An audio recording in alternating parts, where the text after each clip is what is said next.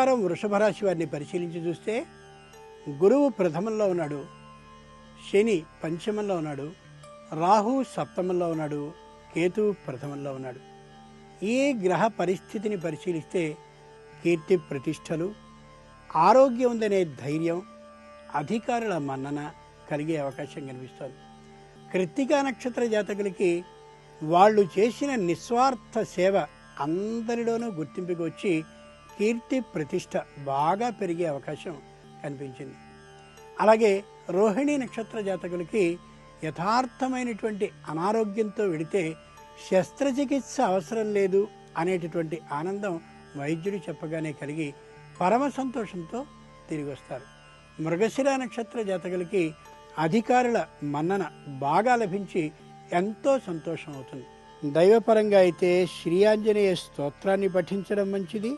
శ్రావణ శుక్రవార పూజ కోసం ముత్తైదువులకి పూజా ద్రవ్యాలని సభక్తికంగా సమర్పించడం మంచిది. ఇక ఈ వారం ఈ రాశివారు మానసిక ధైర్యాన్ని ఇచ్చేటటువంటి వృద్ధులతో కాలం గడపడం అవసరం.